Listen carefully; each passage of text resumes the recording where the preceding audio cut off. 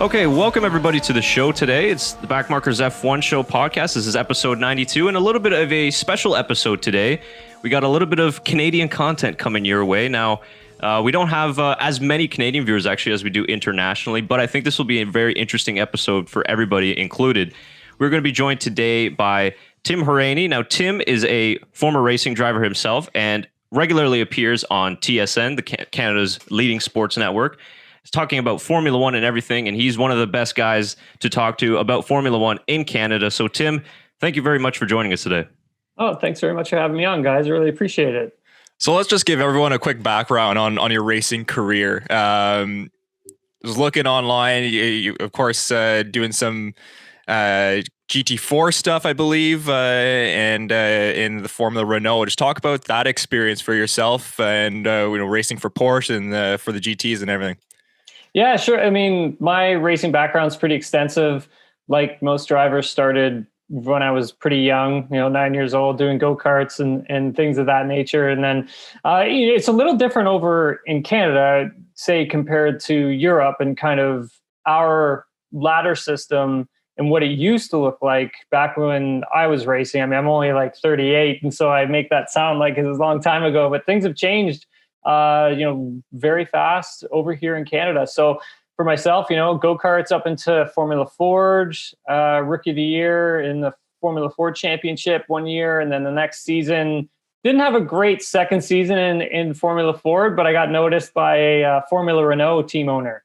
And at the time got graduated into Formula Renault, which actually turned into a feeder system into the Renault driver development program. To get into Formula One. So had the opportunity to work with some F1 drivers when I jumped into the Renault program, which was great. Got to sit in on some interviews with Fernando Alonso. Nick Heidfeld actually was another one of them, which was great. That guy was awesome. And then from there, spent a few years in that ladder system and then jumped over to ChampCar Atlantic, which was a feeder system at the time into ChampCar, which is now rebranded as IndyCar. So jumped in there and spent a few years doing that. Did the Daytona 24 hours, which was awesome. That was a great experience. Did a bunch of stuff and then made my way over to Europe, raced for Porsche in the FIA GT Championship, which is now, I believe it was called like the Blancpain World Championship, or now it's called like GT World Championship. Now I believe it's rebranded as, but did a lot of racing in that. So got to experience a ton of European tracks and then started working for car companies outside of that. My sponsor sold their company and just kind of snowballed into one thing after another. So yeah, so pretty extensive background in terms of the racing for sure. That you mentioned ChampCar, because I bring up ChampCar every now and again on this podcast and it just goes completely over the head of most European listeners, but for the North Americans and the Canadians out there, ChampCar is one of my favorite racing series because as a kid I used to go always to the Honda, or at then it was the Molson Indy in Toronto, and I used to watch also the ChampCar Atlantic and all the other feeder races going into that. So maybe just touch a little bit upon that generation of racing then in those cars and how much fun it was to be able to also race, alongside some of those big Canadian heroes like Paul Tracy, for example, Alex Tagliani. Oh man, those cars were absolute monsters. They don't make them like that anymore, that's for sure. I mean, those cars were incredible. The amount of acceleration because they were turbocharged from the turbos, it was unbelievable. Pull your head off, like just so kind of barbaric racing. And oh gosh, you get beat up big time in those cars, like big time. And the amount of physical fitness that you had to prepare for is unmatched, really. You can train until you're blue in the face and you can be at such a high level of fitness, which I was. And once you get into the car, you're still not fit enough because you're throwing around this monster that's like over 1,000 pounds. It's trying to rip your arms and head and legs off, and there's G-forces coming at you from everywhere. There's no power steering. So yeah, those cars were incredible. Not to bring like the Indy cars of today, like down at all. But in my opinion, those cars were, you're never going to see anything like those cars ever again. So it's great that you got to go and actually be a part of a race weekend with those champ cars, because they were awesome. I also wanted to talk about, you mentioned the Rolex 24, or it's now sponsored by Rolex. The Daytona 24, yeah. Yeah, so, I mean, Le Mans was last week. A lot of European viewers know about 24-hour Le Mans, the greatest race in the world, but I don't know how many European viewers know about the 24 hours at Daytona, because that's kind of the North America's big 24-hour endurance race. And I always tune in to watch it every year as long as I can. Just talk about your experience there and how interesting it was to go through a full 24-hour race and how demanding it is on the body, because we've seen a lot of F2 drivers, former Formula 1 drivers, race in Le Mans. And I believe Alonso was in one Le Mans last year, right? So I mean, you have so much experience going for these endurance races. Talk about your experience. Yeah, I mean, just to touch on the one point that you made there off the top, yeah, the 24 hours of Daytona has actually become a very big event, and it's actually become pretty big over in Europe as well. And we have a lot of European racers who are starting to come over to race in it. Big name, like you had mentioned, Fernando Alonso has competed in it. I was there the year that he won it in the I think it was Wayne Taylor Racing he was with the year that he won it in the prototype division. So, I mean, it's definitely a race that has gotten really big because it kicks off racing all around the world, right, guys? I mean, like, because you have like the lull in December, there's nothing really going on, and then January starts to hit, and then you've got the roar, and then you've got the 24 hours of Daytona, which is kind of, like I was saying, kicks everything off, and then you've got Daytona 500 after that. So it gets things fired up. In terms of like racing in a 24-hour event, it's very demanding. It's very taxing. It's not like driving like a champ car, where a champ car at the end of it, you're toast. Like you're done. You're done for the day. It's time to pack up, go home, get the ice bath and go to bed because you're cooked. With the 24 hours, it's a little more of an endurance test, really. It's hard to sleep for some people. And I think the physical aspect of it is quite high. You still have to be, you have to be as fit as possible to do it, but you're not pushing the limit. You're not flat out for the entire thing. And that's where that level of fitness kind of comes in. You can jump into the champ cars and, you can do a race stint, but that race stint would be like, there's at some points you have to go to the limit again, and the amount of grip then comes up, and the amount of grip that comes up, and the amount of muscular endurance, fortitude you have to put into it, and it just starts to wear you out. It's hot. It's such a punishing environment, but with the Daytona cars, it's a little bit different. And what's the difference, like going back to, let's say, when you were driving the ChampCar Atlantic days, and then going into things like GT cars, or let's say the Nissan Micra cars and Formula Renaults? What would be sort of the big differences between the different level of cars when you're going from track to track? Yeah, that's a great question. I mean, because to drive like a GT car compared to like a Formula car is two kind of totally different things. They don't have the same characteristics, and so they don't handle the same. You don't get the same sensations with a Formula car. It's very precise. You can feel everything. You can understand the car a lot faster. You can find its limits a little bit faster. Then you go over to a GT car, and let's say that you're brought up in Formula cars like I was. Making that transition for me was actually a little bit difficult because the car moved around a lot. There was a lot of body roll. It wasn't as stiff as what I was used to. And the stiffer the race car, it was always the better race car. And for me, in the way I drove, because it's just like I like to throw it into the corner, I like to get it in.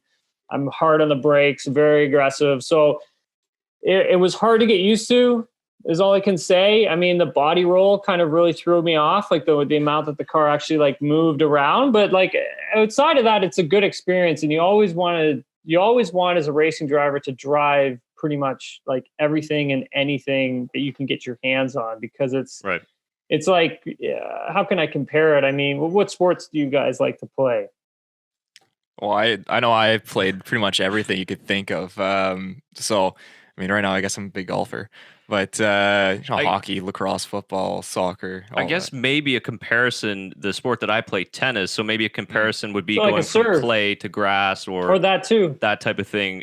I mean, Yeah. not necessarily in terms of playing surface. Maybe if you're going, let's say, from street circuit to a natural purpose-built racetrack, it's maybe a similar comparison. But Yeah. So something like that. It's basically the more different things you can drive, the better your racecraft will be, if that makes any sense, because you've driven so many different things that you get into a new car and you get onto the racetrack and you're all of a sudden like, what am I doing here? And then all of a sudden you're like, oh, wait a second. This kind of feels like when I drove that one car at that one track that time ago, and it liked it when I did this. So, okay, maybe I'll try and do something like similar like that to see if the car likes it. And if it does, then great. So you have a better understanding of how to get the car to go fast, quicker. We see all these new tracks coming up this year. In F1, Mugello was raced not too long ago. Algarve's coming up. Imola's back on the circuit. With all your experience racing in Europe, racing on these amazing tracks, can you pick one that really speaks out to you as something that was so challenging for you that it was almost rewarding on how challenging it was, and maybe then another one that was just your favorite to drive around? Yeah, Mugello was definitely one of my favorites to drive on. It was awesome. It was so high speed. The back section was incredible. These are in like GT cars, so it was a little bit different. I mean, it'd be different if it was like a Formula car, because the grip comes up, the car is a lot stiffer. You can do a lot more with it. So the GT cars is a little bit different, but I mean, I liked a lot of the Italian tracks. They were awesome. Like Mugello was fantastic. Imola was great, and then Monza was. It's hard to explain. It's hard to explain Monza because it has so much history that once you kind of get there, you're kind of it's almost like starstruck. You know what I mean? You don't really believe that you're there, and you don't really believe that you're racing on this racetrack that so many legends have been on. And so that track for me holds a special memory in my mind for sure. And the Parabolica is absolutely awesome. Like that's such a crazy corner. What else is? I mean, Spa. I mean, who can not like Spa? That track is incredible. Now, so like Portimao, I've never driven there, so I don't know what like for the F1 drivers who are heading there, and even they don't even know like what to expect, right? Because a lot of them like haven't even driven there either. So it's like one of those tracks that's actually like really weird. It's very unused. So that'll be interesting to see how they go there. And in terms of street circuits, now, did you race? I'm guessing you did race on the Toronto, the street circuit. Yeah, definitely. I mean, raced on the city streets of Toronto for 3 years, I think it was. It could have been 4, if I'm not mistaken. It's not the same as it used to be now, because they've kind of like cut down on the last few corners of the track. Yeah. So that section's not as fast as it used to be. I mean, the last corner in Toronto was just like, here we go, like it's blind. I don't know, and then you've got a wall that's literally on the opposite side of the corner, and you're coming out of it and you're literally like pointed directly at the wall, and you're like, okay, hopefully I'm not overstepping the limit here, because if I am, I'm going to have a nice meeting with this wall here. So the track's not the same as it used to be. That's not saying it's not challenging, because now they just face a lot more bumps. I mean, the track is very rough now, like from what I've heard, speaking with Jane Hinchcliffe. I mean, like he just tells me like, yeah, they gotta repave it. It needs repaving. So, I mean, I've driven on that track quite a bit. There used to be a race that actually one of my favorite tracks that they don't do anymore. Actually, it was in Vancouver, was the Molson Indy Vancouver. I don't know if you guys ever remember that race, but yeah, that track was incredible. For a city street circuit, that was awesome. That's on my top 10 list for sure. Very high up on the top 10 list, actually. It was very fast. It had this back section that was by the Science Center, I believe it was, that was like, it was this massive kink that led onto this huge straightaway, but it was a straightaway going into the kink, and it's all cement walls, and you're just like, all right, well, let's see here we go, right? So it's kind of, you have to be very aggressive with it, or else, you never know what was going to happen with it. But that corner was, that track was incredible. And they had this awesome, like really fast left-right chicane that came out of, I think it was like the second last corner, the second last portion of the racetrack before the start finish line in Vancouver. And it was so fast, and you could just throw the car. If you're in the Formula cars, you just throw it in there, and the back end would like tank slap her out a bit, and then you gather it back. I'm trying to remember like how else to explain it. It's almost like the swimming pool section in Monaco. It's kind of like that. It was incredible, but that racetrack was awesome. So let's talk about Canadian content since we're in here now. Yeah. Obviously, a lot of international viewers know about the Circuit Gilles Villeneuve in Montreal. It's the F1, big F1. But there's a lot of other really great tracks in Canada. Maybe people who I race know about Motorsport at Canadian Tire Motorsport Park. Another fantastic track that was built on a lot of different corners at different legendary circuits.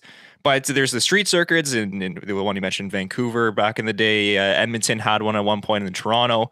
And another big venue or race is the Grand Prix Trois-Rivières in Canada. A lot of people pay attention to that. Nice racetrack in Trois-Rivières. Yeah, it's there too. Yeah, maybe talk about the tracks here in Canada and how they compare to tracks in Europe, because there's not a lot of attention on the tracks here in Canada. I think there could be more races in the future, more big international races in the future here in Canada.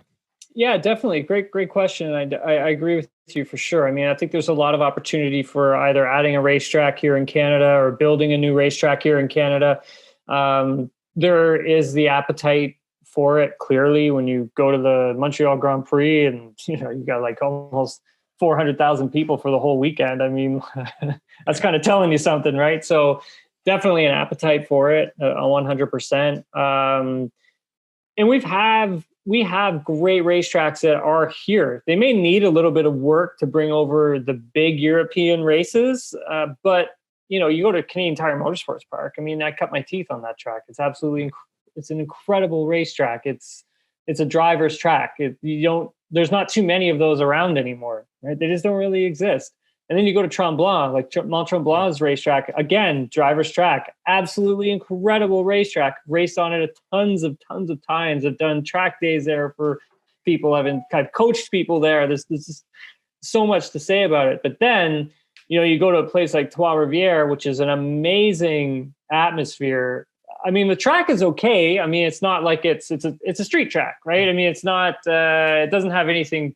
It doesn't have like those incredible corners, like I was saying, that were in like Vancouver or Toronto. But the atmosphere that's in Trois-Rivières for that race weekend it's awesome. It is so awesome. The whole community comes out for the entire weekend. They support it.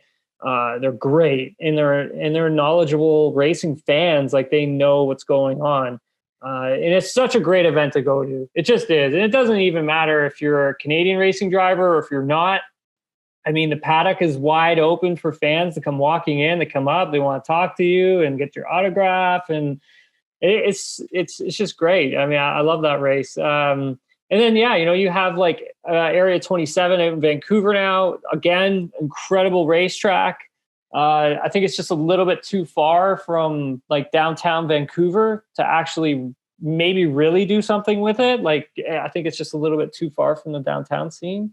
But again, an amazing racetrack. So a lot of great facilities across Canada. And I know I'm leaving some out, and I apologize. But those are the ones that immediately stick into my head when you ask me the question. So yeah, I mean, like, could we hold another like major racing series here? Absolutely, for sure. Why not? Yeah, absolutely. And kind of on that topic, you being someone who was coming up in Canada wanting to be a racing driver and then eventually achieved it, what would be some advice that you'd give to maybe, let's say, a parents or maybe a kid who's getting into karting, for example, but maybe wants to pursue a career in racing? It's a little bit harder, I think, in Canada because motorsport tends to rank a little bit further down in the most popular sports compared to hockey and football, basketball, for example. So what would be some advice for Canadians if they wanted to get into racing? Yeah, it shouldn't be something that ranks that low. I mean, when you've when you see just like the things that I've seen with the viewership, like how many people actually tune in on a race weekend just to watch F1, like not just to watch IndyCar, but F1 is like the numbers are huge. Like it's a massive sport in Canada. We can't start saying that it's, that for me, that's like old talk by saying like, oh, it's below hockey and stuff. Actually, it's not. So, you know what I mean? So I think for any young kid getting involved in motorsports now, I always think that technology and the way things are going with technology, take simulators, for example. I think that's a great way to get started nowadays. And then see if, your son or your daughter is interested in it. And I would start there. It's a cost-effective way of dipping your toes in the water to see if it's something you really want to get involved in. And then transitioning into go-karts. I mean, I've had arguments with people saying that, simulators are going to kill the karting industry, and the karting industry is going to be like wiped out because of simulators. But at the same time, it's like, well, hold on a second here. You actually really do need karting. The simulators are awesome. I'm not discrediting anything that they do because I absolutely love them. But I think there's certain things that the simulator does not offer that like real life karting does offer. It kind of gives you that sense of, hey, if I make a mistake, I'm going to pay for it. Right? It teaches you how to really go wheel to wheel with other drivers. It teaches you, I think it teaches you a lot more about how you actually feel something. With the simulator, you can't really feel the car because you're only getting everything through the steering wheel. If you have one of those vibration sensitive steering wheels, I can't remember what they're called. Force feedback. Yeah, force feedback. There you go. If you have something like that, you still can't really feel it, right? You can't feel the car around you or the cart around you. You can't feel it underneath you, and you can't feel that what's it about to do. So you can't predict what it's going to do to be able to save it or catch it or correct understeer, or maybe drive it differently. Because sometimes in a car, you actually need to throw your body weight against it to get it through a corner sometimes, right? So there's all those little tiny things that you start to learn, but you take those things and you take those feelings and you put them into real cars.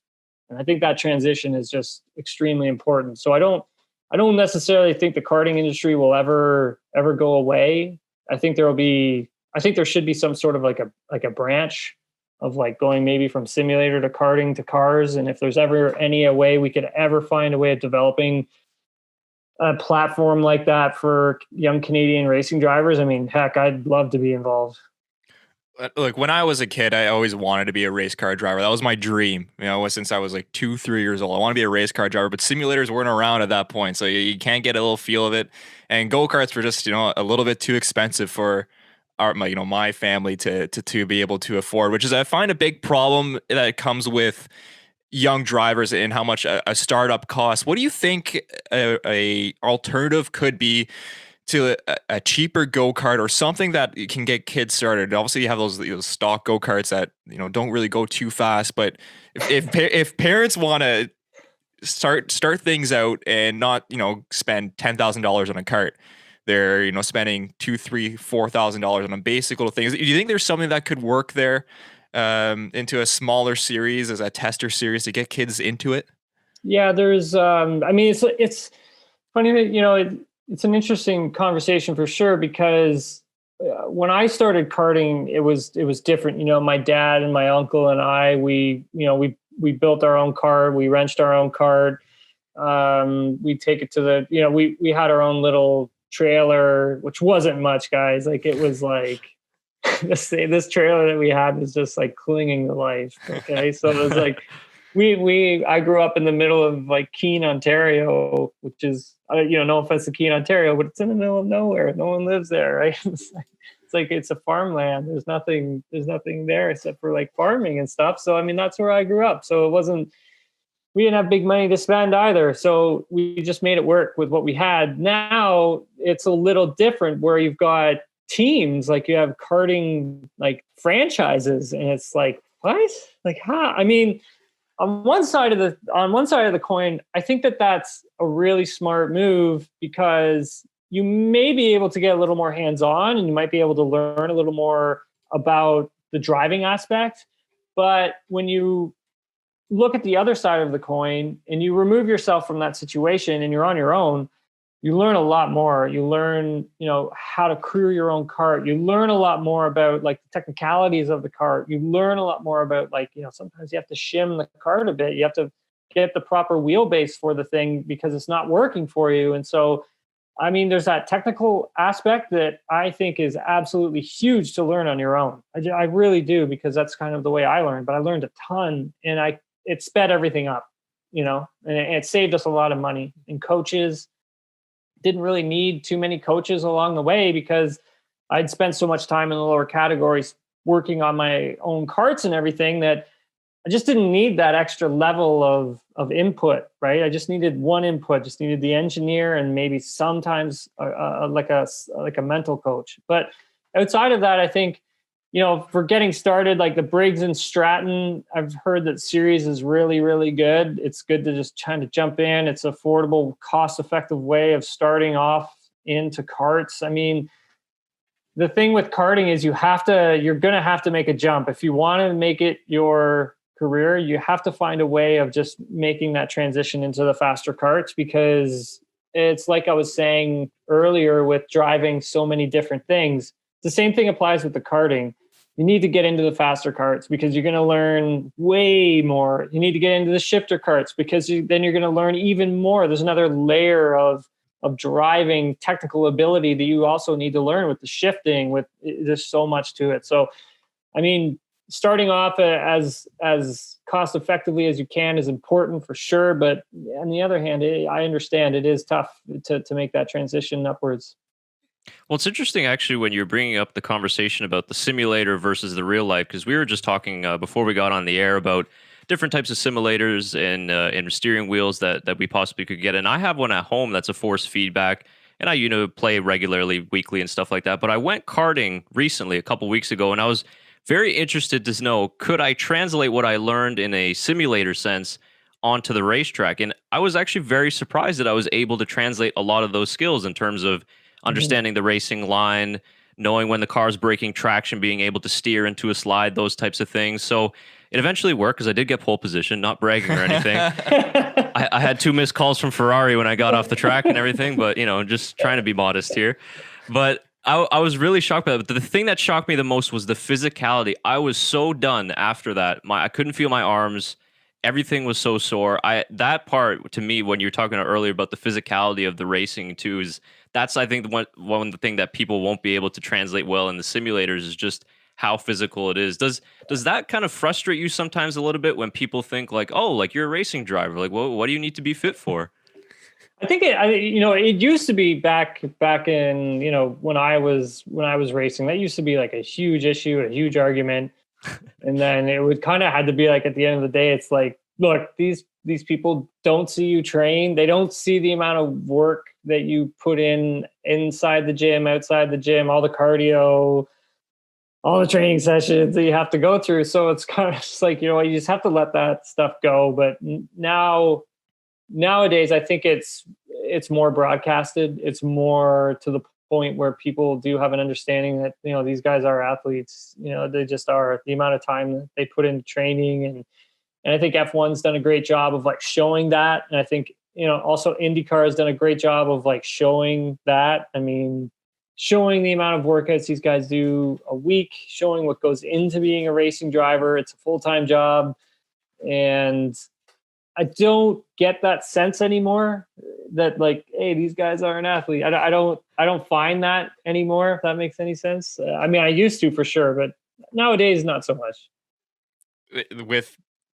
We're talking about the growing up Canadian and transitioning, coming up as a Canadian. Now to have these kids look up and see 2 young Canadian drivers on the Formula One grid. The most Canadians we've seen in Formula One, obviously in my lifetime, but I think forever. Yeah, my lifetime too. Yeah, exactly. So, I mean, how important is that for the young kids? 1 and 2. How much of a statement does that bring for Canadian motorsports? Just to show, because it's not Germany, the big ones, Germany, Italians, most of Europe, French, yeah, Brazilian, UK, yeah. Thank you. those are the big. We usually see 2, 3. There's no Brazilians on the F1 grid. There's 2 Canadians. I think there's more Canadians than there are Germans right now too. So what does that mean for Canadian motorsports and show how much power there is there, how much talent there is in Canada?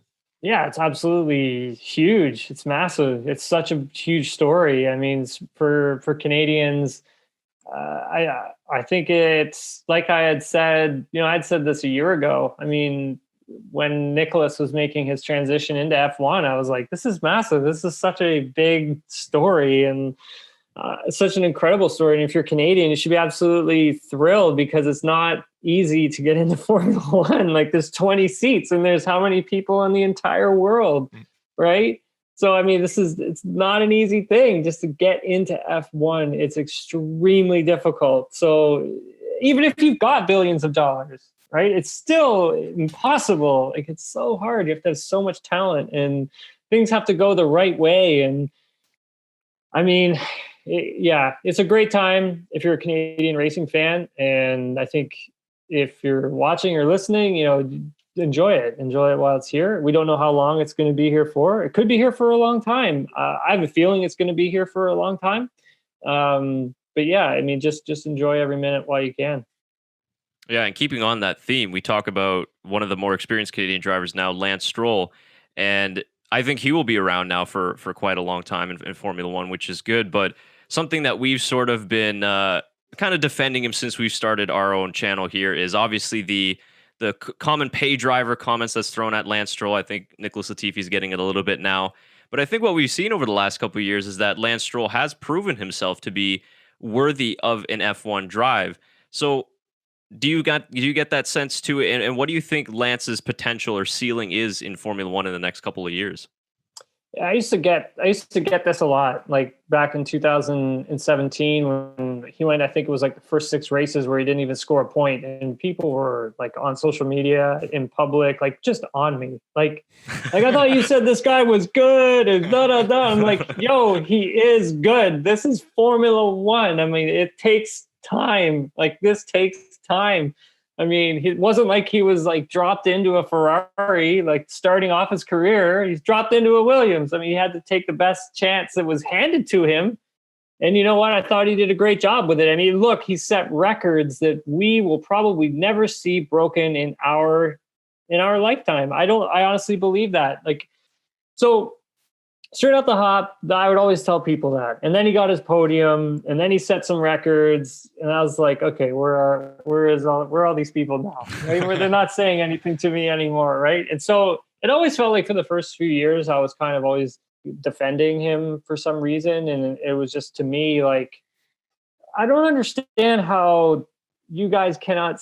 I cannot see the talent. Like he is clearly talented, right? There are certain things at the time that yes, he needed to work on, and he would come out in the open and even talk about that. Like he would admit it. He was like, "Yeah, I'm struggling with the tires. I'm just struggling to figure that out." And so for him, now we're starting to see the full sort of package come together, right? I mean, going 2 years at Williams and learning and then making a jump into another team it's a very difficult thing to do because now you're learning from like a whole different group of people. You have to build your trust up again with everyone, and you have to build your trust up again with the car and what they've done with it because you're not used to driving something like that. You're not used to how, Racing Point at the time, Racing Point went about their business. You're just not used to that system. So it takes a while to get comfortable again. So we've seen him now make this transition into like his qualifying is like incredible now. Like it's one of the things that stands out the most to me with Lance this season is the qualifying performances are awesome, which is huge because he struggled at it for so long. But also now that the qualifying performances have gotten so good, that leaves him the opportunity to learn how to actually control a race that has like podium implications involved, right? So at the time, you're fumbling in the teens, right? You're 15th, you're 16th, 17th, qualifying 18th, qualifying 19th. racing to maybe like 14th, 13th, 12th at sometimes, and then maybe getting a point here or there. Now he's like facing podiums. And so for himself, he's done such a great job of making the transition of controlling his races and thinking of where the races are headed and thinking about his own strategy. And there's going to be times now, you'll probably start seeing it within the next 5-6 races maybe, where he may have to like call his own sort of strategy, where the team will want him to come in and he might have to fight against that. He might have to say, well, no, listen, there's still life left in the tire. I can feel it. I'm getting the lap time. Let me just keep doing what I'm doing here and try and control my position. So I think for him at this moment, it's crucial, and he's learning a ton, and that is only going to serve him better for next season. And next season, guys, look out, because I think that team is going to be awesome next year. Well, he gets to work alongside Sebastian Vettel, a 4-time Formula 1 champion. Yeah. He can learn so much from him, and having Aston Martin as this new brand coming in with a new face. We're getting ready for the 2022 upgrades. Of course, the new car coming in a couple of years. It kind of seems like the whole platter is there for Aston Martin. They have a young driver in Lance Stroll. They have a veteran that they can kind of, almost teach, coach Lance Stroll along the way, and Sebastian Vettel. That's a massive name for them to land. And you have a manufacturer that is big over in Europe, of course, obviously in England as well, in the UK, it being their brand. Do you find that is there kind of talk of how it's the perfect storm for Aston Martin to kind of make a big push to be one of the top 3, top 4 teams in F1? Yeah, I think if you're Lawrence Stroll and you own part of Aston Martin, you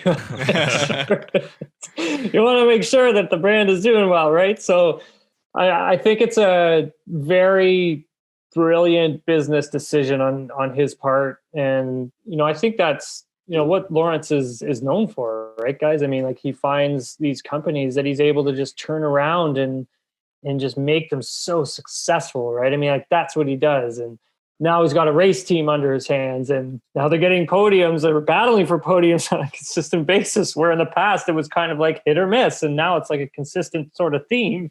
And then he goes out and he purchases, a major sports car manufacturing division. And it's kind of like, okay, there's something here. Yeah, this company isn't doing well right now, but I think I can turn them around, and I think I can point them in the right direction. And maybe I can do more with this brand. So he goes out and gets the consortium together, and they end up buying most of it. And now he runs the thing, right? So, I mean, absolutely incredible. I think for him, he sees F1 like Mercedes saw F1. Like, this is a marketing machine, right? Like, I can't remember what it was, but there was an article that was posted. I'm not sure if you guys might have seen it. There was an article that was posted, I believe it was 2 weeks ago. And it was kind of like, Mercedes spent so many, it was like 400 million euros on one season. And it was kind of like, okay, well, how much did they get in return? And then you looked at like what the marketing dollars were. So for like all of the mentions, all of the implementation, all of like, where was this scene? And it added up to like billions of dollars in like added back revenue. And so really they actually like ended up making like a lot of money in return. And like, we look at like 400 million euros and we're like, oh my God, this is a ton of money. But to them, they're like, yeah, but we're making more back by selling more product because F1, and it's just such a marketing giant as well. So for Aston Martin, this is a brilliant move. And I don't think it's going to cost anyone a lot of money to put this thing together either. And so it's just, I think that's why when you look at 2021, they are so geared up to have such a great season and really leverage Sebastian Vettel to help them bring that 2022 car online. I think that's one of the biggest reasons he's there for. Yeah, it's a super exciting time. And like, we always talk about potential new teams coming in, but this is in a way kind of a new team and possibly a challenger to the old guard of Mercedes, and I mean, even more so with Ferrari now, considering where they are. But yeah, that article was very interesting because I was actually reading about that yesterday, and the fact that Mercedes and now Daimler as well, they almost have made it out, I think, in a couple seasons' time, where they're going to have pretty much breaking even across the entire. So it's basically going to cost Daimler almost nothing to run the Formula One team. So that's kind of why they were thinking that Toto Wolff is going to not step down, or Mercedes aren't going to pull out of the sport, because why would you get out now when it's going to cost you effectively nothing to run it? So I love having Aston Martin come back in to the fold as well. But another team recently that just sold and is going through sort of a rebrand or a resurfacing is Williams. And, with that, obviously the historic Williams family going away from the sport now. But do you maybe see something similar happening with Williams, where they're going to bring in maybe a Lawrence Stroll type investor and then be able to kind of build that team up? I think, like, first and foremost with Williams, it's like who are they going to get to run the team full time? Because they have a guy who's in there on the interim now taking over for Claire Williams. But it's like, is he really your guy? Is that who's really going to be doing this moving forward? I don't really think so. Like, I mean, there's just so many different aspects to that. I think that one of the great things is that they've got a secure future. You know what I mean? They've got something they've got money coming in, which is great, because at the start of the season, like, I mean, I don't know if they were even. I don't even know they were going to make some of the races, right? It was kind of like the same thing that was going on in McLaren. Like, once the pandemic hit, I mean, everything kind of just went downhill from there, and all these teams started to lose all this money because they weren't out racing, and they were losing sponsorship because they weren't out racing. And so you had to look at the lower level teams and how they were going to, like, survive and get by. And for Williams, just to make the grid is pretty incredible. Like, pretty incredible if they even made the grid this season, in all honesty, guys. And I think having Doralton as such a major investor and backer and owner is going to do them a world of good. Next season, I bet you they're fighting, like, in the top 10 for sure. That's it. That'd be exactly where we want to see Williams be. Yeah. I mean, it's such an iconic brand. And viewers of this podcast know, and I say this almost every podcast, on how much I have to fight to get, I think there should be 24, 26, even 28 drivers on the grid, and to get these more manufacturers into the sport, because 20 drivers on the grid, when you think of it, is not a lot with all the talent out there. I mean, there's like 6, 7, 8 drivers that you could mention right off the top of your head that deserve an F1 seat right now. With this whole cost cap coming in, we saw teams like Williams struggling back in the day, Marussia or Manor or the 1,000 names that they went through, Caterham, HRT, those guys struggling. They ended up going out of the sport. This cost cap coming in at F1, do you see some teams maybe thinking, okay, maybe we can make something work here where you're only going to be able to spend this certain amount of money and it's capped and they can budget for that, rather than knowing that they spend 400 million euros to try and become a top contender? I mean, not everyone has 400 million euros just to throw into F1 for a year. Yeah, it's a great topic that you bring up. I mean, because there's so many different levels to this, right? I mean, cost cap, I think, is going to be it's going to be a good incentive to get new car manufacturers involved. Say like Cosworth, Cosworth used to do the engines for a lot of the Champ cars back in the day, but that could be another car manufacturer that, if they wanted to come into Formula One, then why not do something similar to like what Haas did? And now we're going to talk about how all these teams can start sharing certain things to bring more teams in.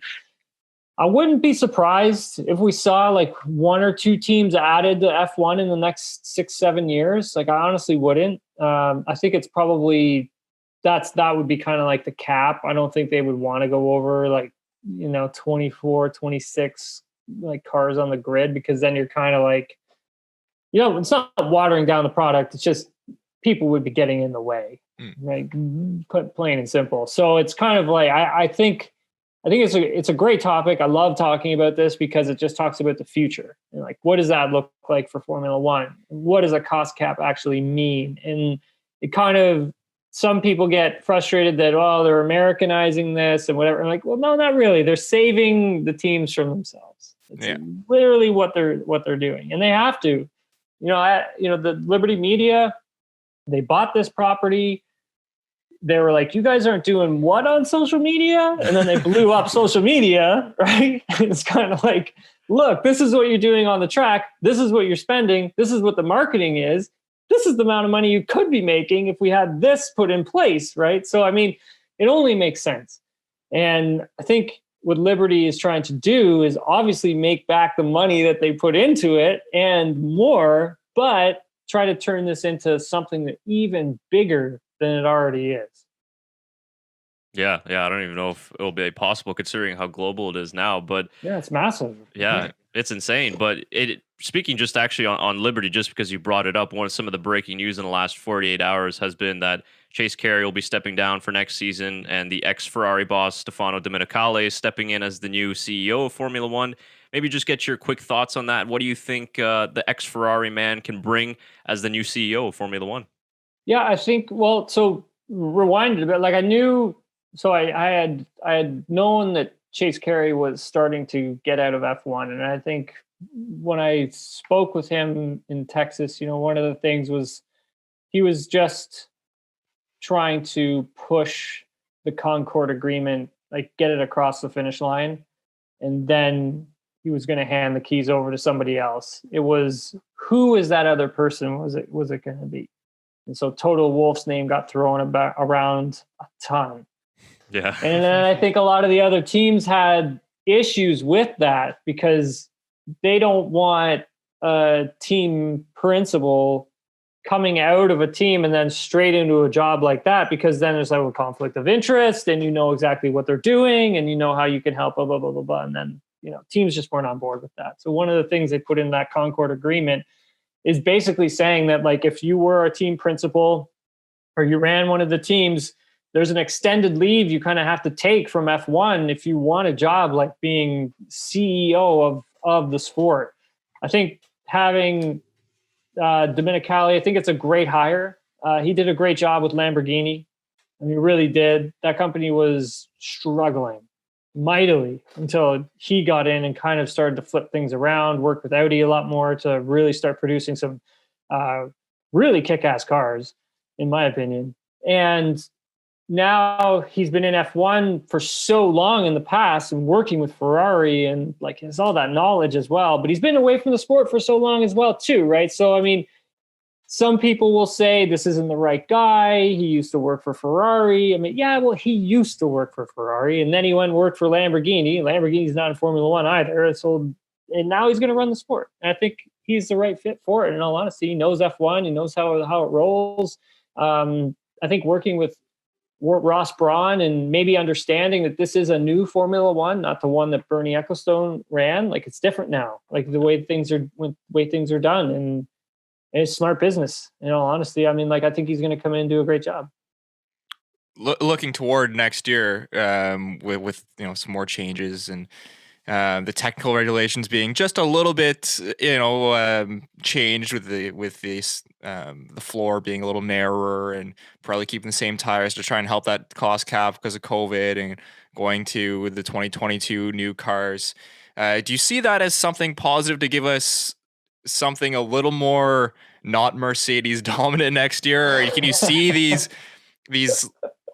I don't even call them second tier teams. They're first tier teams, just not Mercedes, coming in. We've seen how much McLaren has stepped up this year, how much Racing Point has stepped up this year. Red Bull just needs that. They need Albon, I guess, to be with Max Verstappen, because I think he's the right guy personally. I just think he needs to grow a little bit more into the Red Bull. To be that 1-2 punch to battle Mercedes. And everyone's always sick of hearing Mercedes winning. It's like the biggest topic you could think of. Is there hope for next year in your opinion? You're closer to these guys. Yeah, it's a good question. I mean, I think there is definitely hope. There always is hope, with F1 with the new season, because you don't know what teams are going to be able to do or magic tricks they're going to be able to do to get themselves from middle of the pack to the front of the pack. I think doing down with the regulations is going to affect a lot of the teams and moving their cars up closer to Mercedes for sure. But I still think there is a bit of a window that these engineers can work with to bridge the gap. Now, do I think that there's going to be a team that's going to overtake Mercedes? I highly doubt it.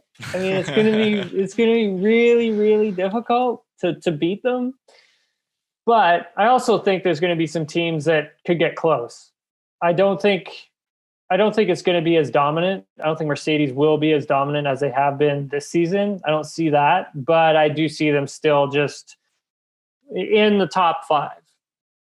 100%. I just see there's going to be a couple other teams who are also going to be in that top 5 and who are going to be a lot closer than they are now.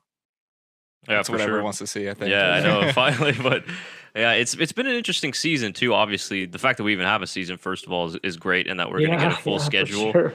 Yeah, and also just all the new additions with the new tracks, like Tyler talked about earlier, which is going to be exciting. But what are some of the things that stood out to you so far from 2020? I know not much from terms of race winners other than Lewis Hamilton, but maybe what are some other kind of highlights for you, or something that's been on your mind that's really stood out to you so far this season? Lewis Hamilton 3-wheeling it around Silverstone. Almost forgot about that. Yeah. Maybe the most impressive set of driving. That was crazy. That stands out to me big time.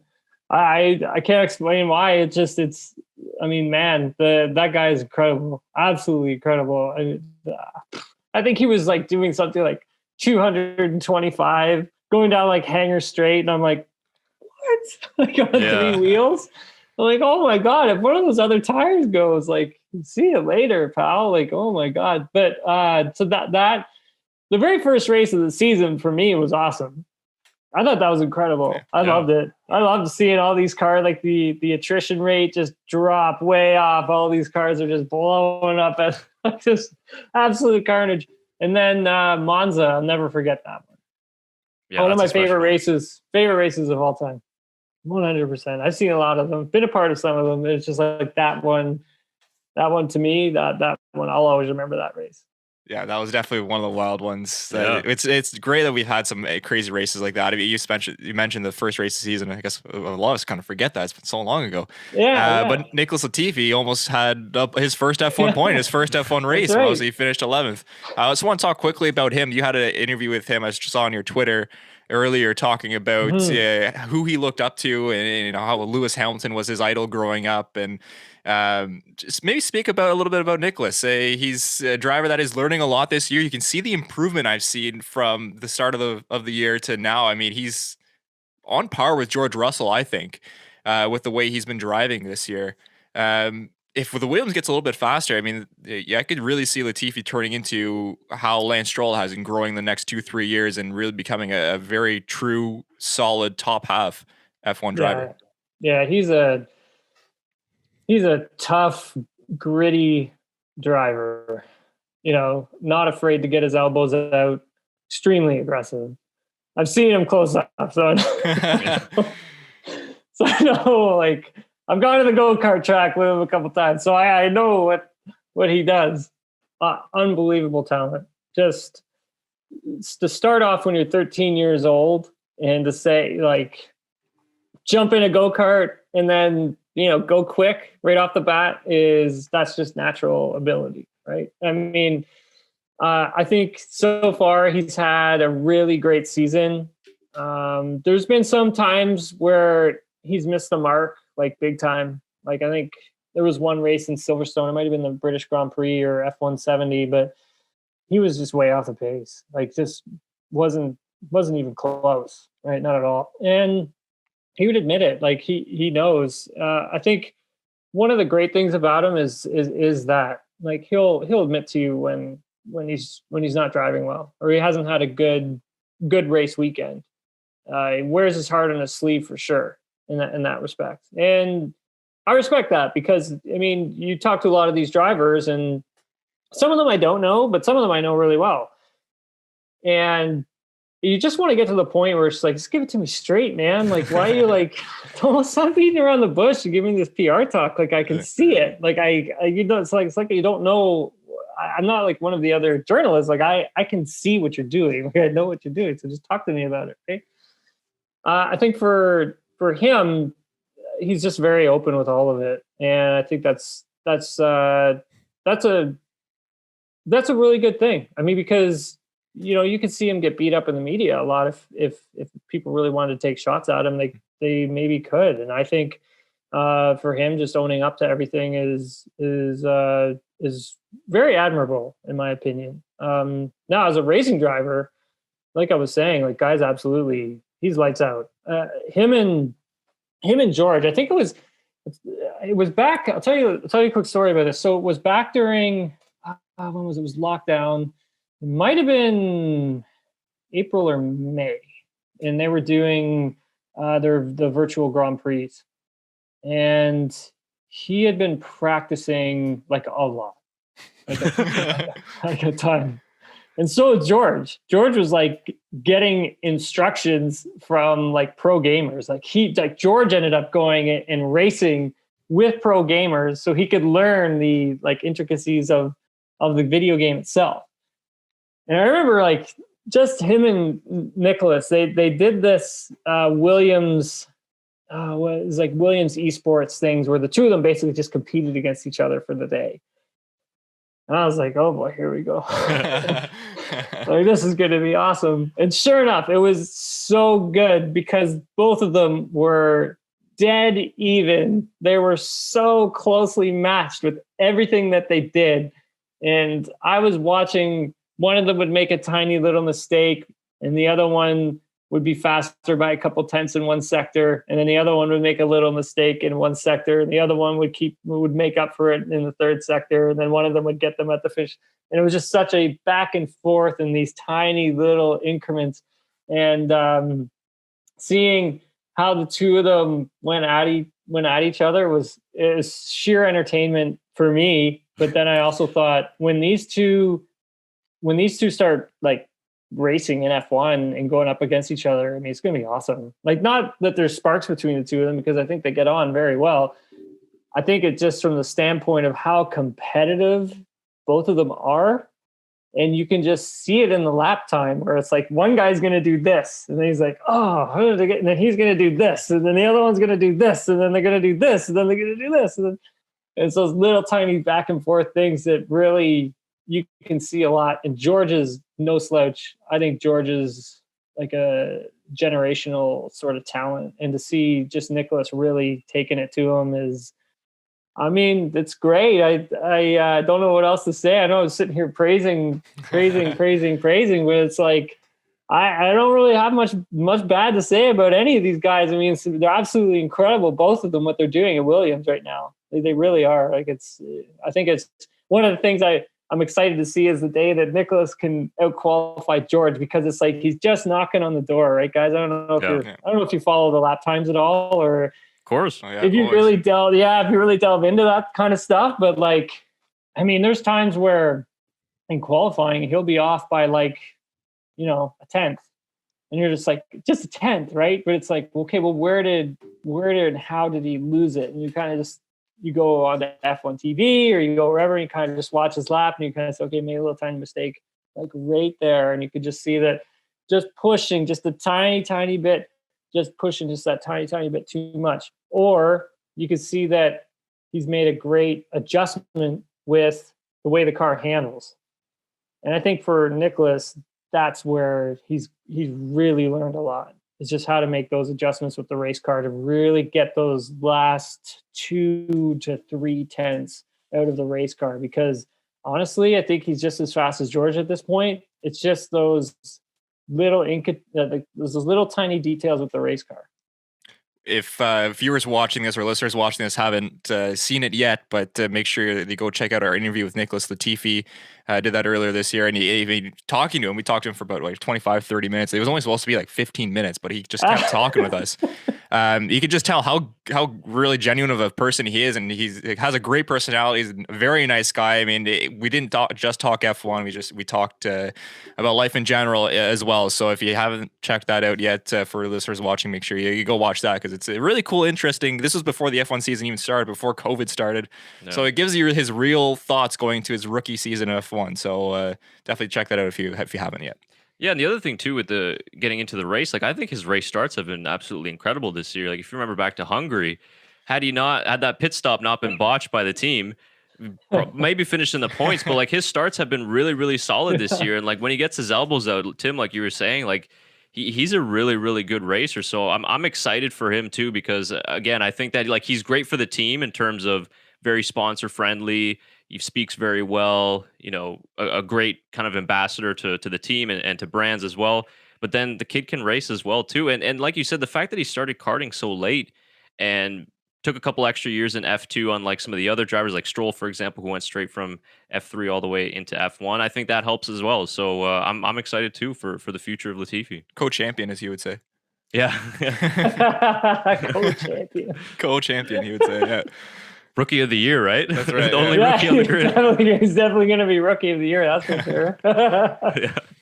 Yeah. One final one for me. I was just want to thinking all the experience you have racing, being around these guys. Is there one story or one kind of memory that it stays in your mind as there's something just so funny about this story that you've seen from these guys, or in just in your racing career in general? Maybe the funniest story of your racing career, or a story that stands out for you.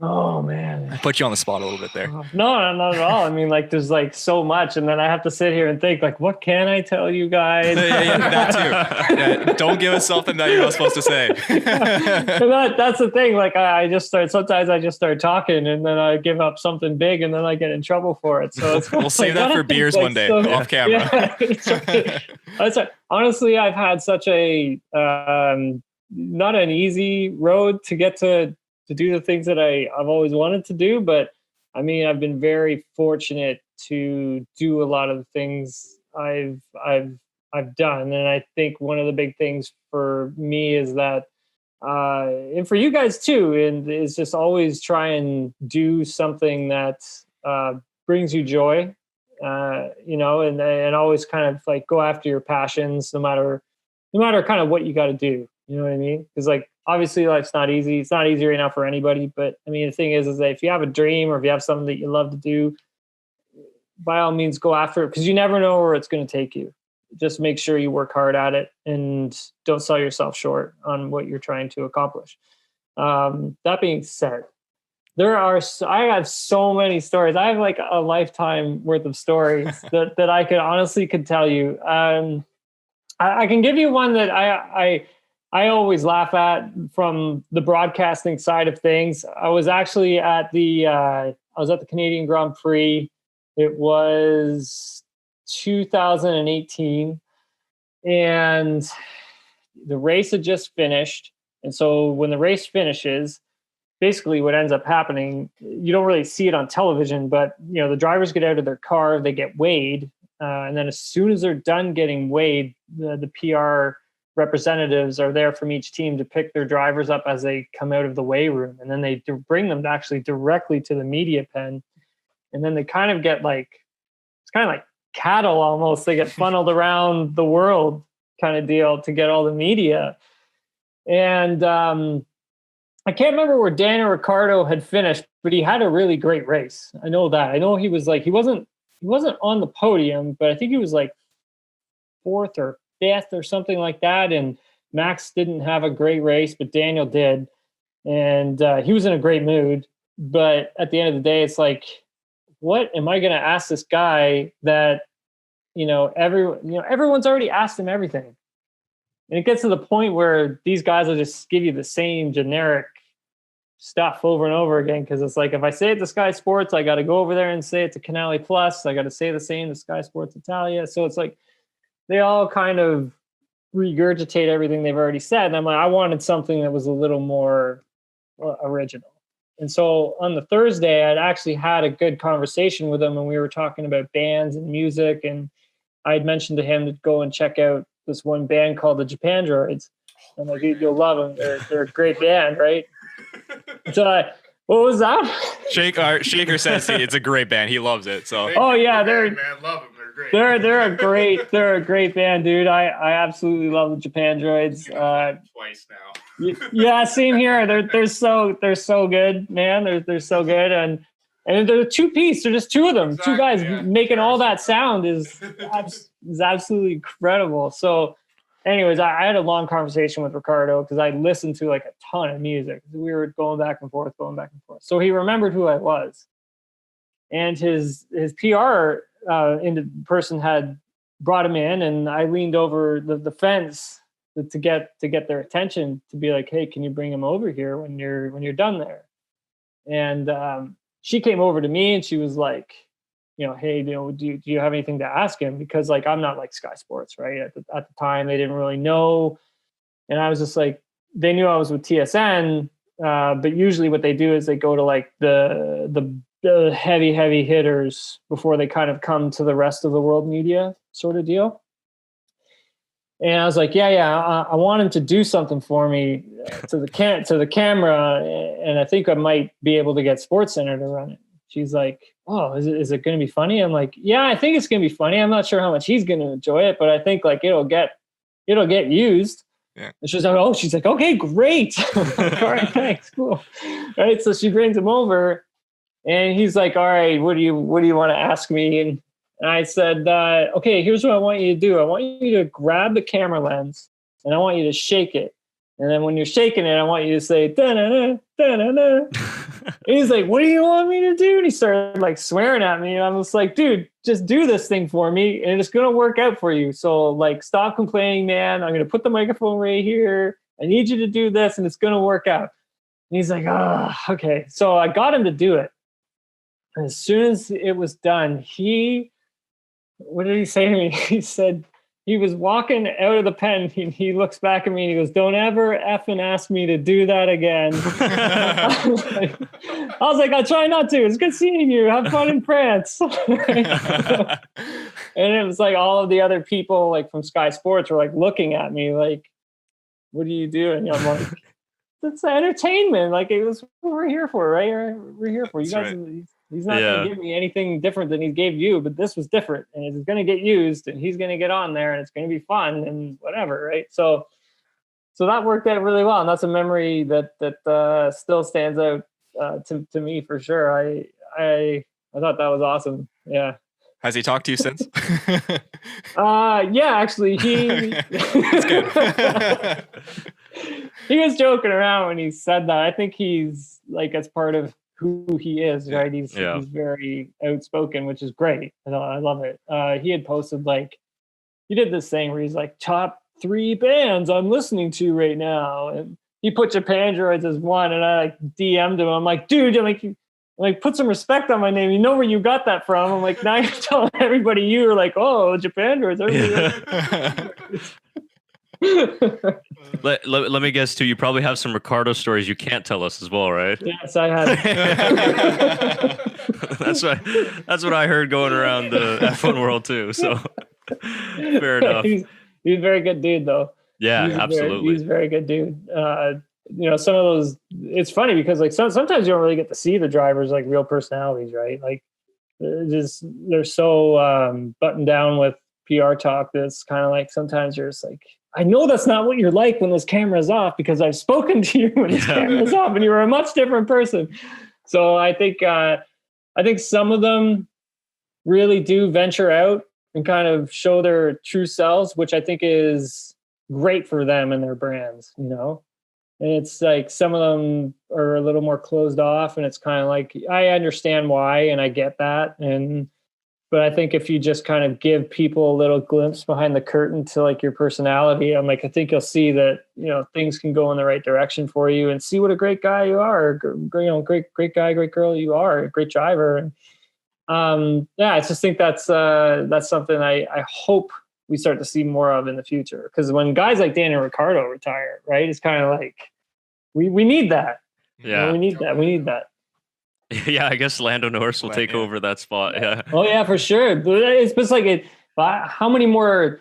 Like when we watch like Leclerc, talk on Twitch, he's different than how he talks to the media. Yeah. I think McLaren have it spot on marketing wise next year with Ricciardo and Lando together. I mean, like that, you couldn't get two bigger, fun personalities together. I think that's gonna be huge to watch them next year, and they're gonna have a great cars, and they're two great drivers. So I think they got it kind of a perfect storm over there, McLaren. Yeah, I definitely agree. I mean, especially like not only with the cars, but the personalities, like you said, I think are absolutely incredible. The stuff with Lando, I think I love how he's found a way of like really integrating himself with Twitch, and then having Twitch integrating with Formula One and what he kind of does and the behind the curtains thing. Like he did this thing on Twitch a couple of weeks ago where it was like, oh, look, there's a Ferrari. And it was like a tractor that was going by. Right? Like moved some equipment around. It's like, oh, I think that's Carlos's car for next year. And absolutely awesome stuff, right? I mean, it's like, that's sheer entertainment. And I just like how he kind of combines the two of them. And I just, I really like what he does. I'm a big fan. My favorite is when we did an interview a couple months back with another YouTube channel out in UK. And apparently they did a video on him where they said some not so nice words about him and his talent, and he ended up watching that video on his stream.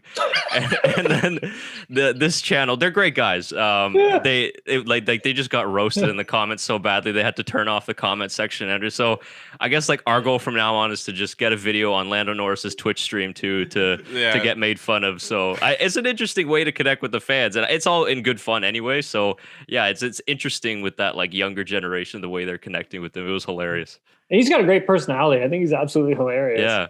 I did a sit-down interview with him 2019, last year. I did it last year for my podcast. And he was awesome, man. He was hilarious. And he was kind of like not too sure about me until I was like, look, dude, I'm like, I don't even really want to talk about racing. I'm like, I want to talk about like the gifts you make, because at the time he had just come off making like, I can't remember which one it was. It was like, these guys are all racing in the 500, but I'm in like the future 5000. And his car had gotten hit and went up in the air and started like, it was dancing and stuff. It was so cool. It was just such a great idea. It was hilarious. And it's just like, I want to talk about that. I'm like, how did you make that? Who made it? Where did the idea come from? Like, just started drilling them. And then I found out, the more I talked to him about things that he liked, I ended up like getting the fact that he used to ride horses like when he was younger, and he used to like race horses. That's what he used to do. Yeah, exactly. Nobody had known that, but it was kind of like, well, like now people do know it because I was able to get that out of him to make him feel more comfortable with who he was talking to. Because I wasn't here for like a hot scoop. You know what I mean? I'm just trying to tell him like, I'm not here for a hot take, man. I'm just here to talk about some fun stuff. So. Yeah. Well, I guess the final question for me would be: you spoke earlier at the top of the podcast about some of the drivers that you've met. Talking with Fernando Alonso, for example. But were you able to meet maybe, let's say, your motorsport hero or somebody that while you were racing you looked up to at the time and said like, "Wow, this is the guy," whether it was through ChampCar or maybe Formula One? No, actually, it never Ayrton Senna was, to me, he always will be. He was the guy, right? Like for me anyways, because I thought, I watched Senna when I was a kid, that's how I got hooked on racing, watching Formula One with my dad. And I loved Ayrton Senna and his passion. And the older I got, and the more people I talked to who had spoken with Senna or who knew Senna, that led me to be like, I wanted to know more. Like I want to know more about this person, like, because I was just so fascinated by him. And seeing a lot of the onboard cameras and some of the drives that he had and some of the things that he's done, and absolutely the things that he did in a race car were incredible, like absolutely incredible, because you would sit there and think, how was that possible that this guy did that? Like even like the drivers would question the same thing. They're saying, how is he doing that? Like no one could ever figure it. Just naturally gifted. You know what I mean? Like I still think to this day, he's the greatest F1 driver. Just doesn't have the records to show it. But in terms of just all out sheer talent, he's definitely number one in my books. For sure. One of the great driver experiences that I had, and then like the ChampCar days and stuff, was with Oriol Servia. He was, so I'm not sure if you guys are familiar with Oriol or not, but of course. He's, he's, I don't want to retire the guy because I still think he tries to get in the Indy 500. But so I'm like, oh, he's retired. And next thing you know, he shows up in the 500. I'm like, oh God, he's calling me up. Like, what are you doing? Retiring me? I'm like, sorry. So I I don't want to say he's retired. He doesn't race as much as he used to. I'll just leave it there at that. But he was a big help. Same with Justin Wilson. Justin Wilson was huge in my career in terms of just providing guidance, feedback, direction. For sure, because as a racing driver, you can get lost quite easily, and you don't really know where to go, and you don't really know what doors to knock on, kind of deal. And so I would say Justin and Oriole for me were very big in my career in terms of just like giving that guidance. And Oriole was always out. He's like, you ever want to go mountain biking? We'll go mountain biking. Or want to hang out? Whatever. He was and I was really young at the time, and obviously he was. He was in ChampCar at the time. He was racing for Newman Haas, I believe. It was a Pac West Pacific Care car, I think he was in. He was filling in for Bruno Junqueira at the time. Junqueira had hurt his back. And Oriole got an opportunity to jump in that car. And if Bruno didn't hurt his back, Oriole would never get to the opportunity to show just how good he was, because that was a great car, but he was an amazing driver. He went on to like win races and show Newman Haas like, hey, like I'm the real deal, right? And so that helped his career big time. And that taught me a lot too. Like never squander any opportunity that presents itself. And then I take that with me everywhere I go in my life for sure. Yeah, I get so much nostalgia from the names you're dropping because I got a cap sitting at home that's been signed by Justin Wilson and Oriole Servia as well.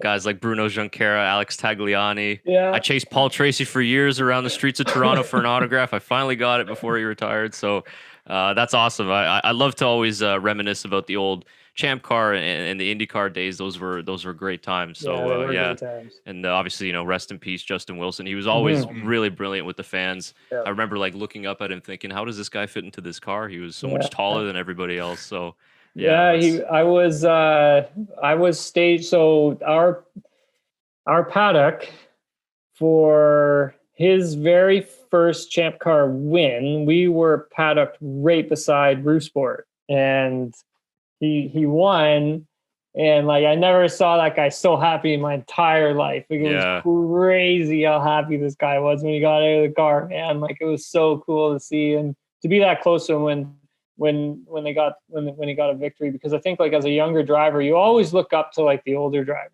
Like the guys who are already in there doing it, you do look up to them. Unless they're the same age as you, and then you don't really look up to them that much. But if they've been there for a while, and it's kind of like you were in Formula Ford and you were watching this guy race ChampCar, and then now you're just like knocking on the door, and it's like, I watched you on television like, every weekend and da-da-da-da-da, and you just want to kind of like spill your guts to this person, and you got to like play cool. Like, yeah.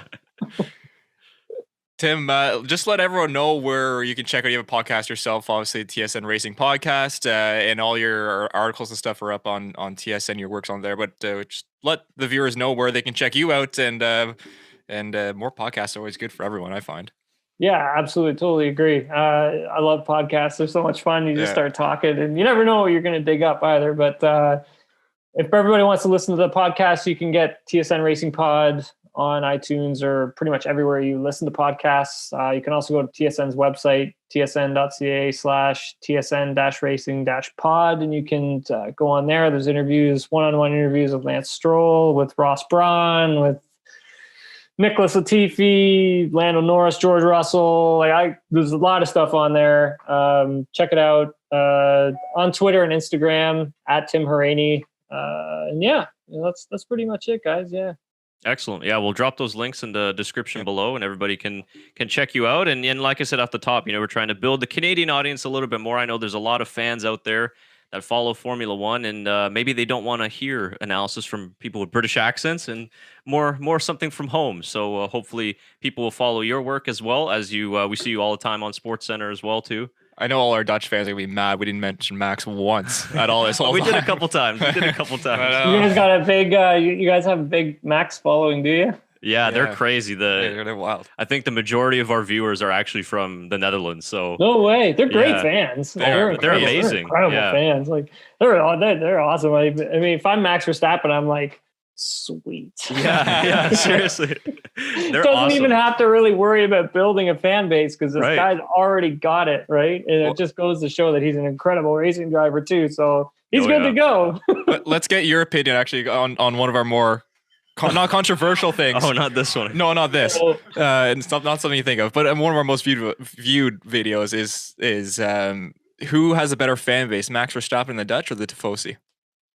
Oh, that's a good one. Oh, You're thinking the other I one. was thinking the other one. We can ask because him that too. yeah, that's a tough one. I mean, if you go back to, I guess, the Austrian Grand Prix last year, it's like Yeah, wild. I think that's when we made the video. I don't blame you. Like every single fan that was there was in orange. Mhm.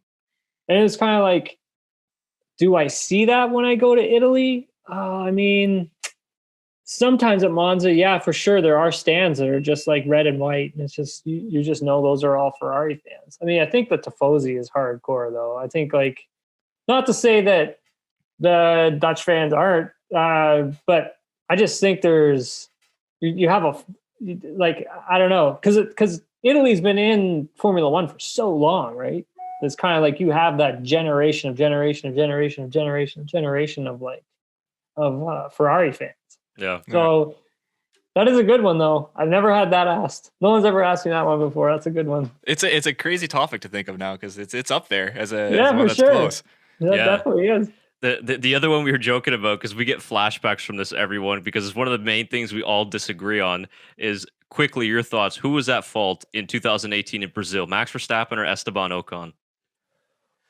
Oh, Esteban is. Yes, yeah, yes. I'm outnumbered 3-1 now, so I officially lose. How did you think that it was Max's fault? I mean, at the end of the day, it's like, Thank if you're you, Tim. Ocon, you have to think like, this guy is leading the race, and if I come through and mess that up, I'm going to be crucified, right? And if I damage the car, I'm going to be even more trouble. And so what's the point of me unlapping myself just to show that I'm faster when the race is already over, right? It wasn't on. Definitely not a great move. And if anything, just wait until you get to the straightaway and use a DRS. Like, what are you doing? That would have been the smarter idea for sure. But Can we make a trade, Tim? I guess I'm out here. Yeah. There's so much more to unpack. We're gonna have to do this again because this was a fantastic conversation that we had with you. Lots of good laughs. We're gonna have to do another one of these down the line because this was a ton of fun and there's a lot more stuff we could talk about for sure. Yeah, Yeah, absolutely. I really appreciate it for having me on, guys. Thanks a lot. I appreciate it. Love what you guys are doing. Keep doing it. Like I was saying before we started recording here. Like, if you guys love doing it, just keep doing it and just see where it goes, man. Just don't stop doing it. That's for sure. Yeah, well, we definitely appreciate your time as well, Tim. I mean, this has gone on for a good amount. This has been great. So thank you so much for taking time out of your busy day. I know you're jam-packed today, so thank you very much. We really appreciate it. No problem. Tim. Thanks again, guys. Appreciate it. Thank you.